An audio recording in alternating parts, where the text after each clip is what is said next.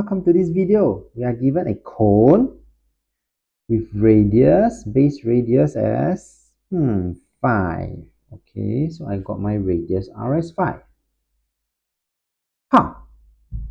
Instead of giving us the perpendicular height, they actually give us the slanted height, 13. How can we find the perpendicular height?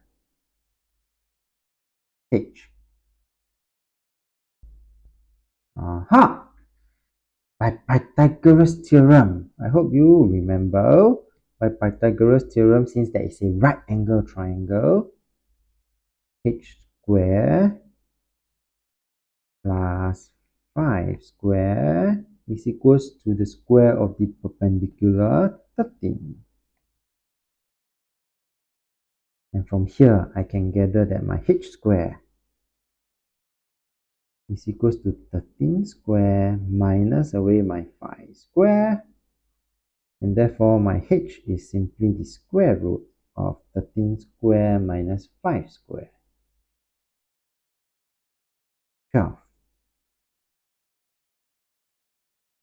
Once I have this, I will then be able to get my volume, because now that I know my height is 12, there. The volume of this cone is therefore 1/3 pi r square h. This will give me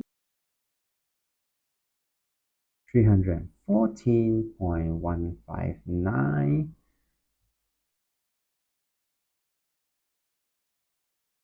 Final answer in 3 significant figures, 314 cm3. With that, we have come to the end of this video. If you like this video, do give it a thumbs up. Thank you for watching and have a nice day.